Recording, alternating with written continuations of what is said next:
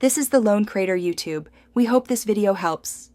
You start by powering the car to accessory or running mode so the head unit is active. On your phone, enable Bluetooth and make it discoverable. This is required for the head unit to find your device. Once done, open the car's Bluetooth menu and choose Add Device or Pair.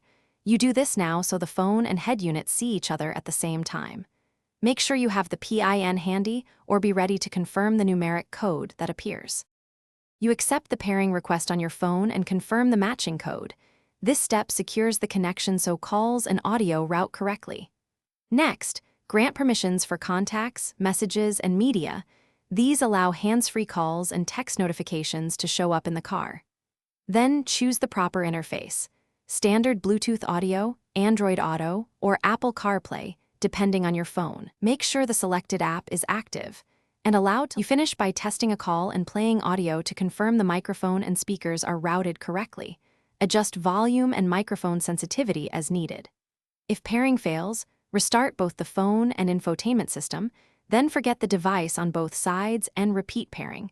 This clears stale settings. Make sure to update your phone OS and head unit firmware if problems persist, because outdated software often causes incompatibilities. If all else fails, consult the car manual or dealer for model-specific steps.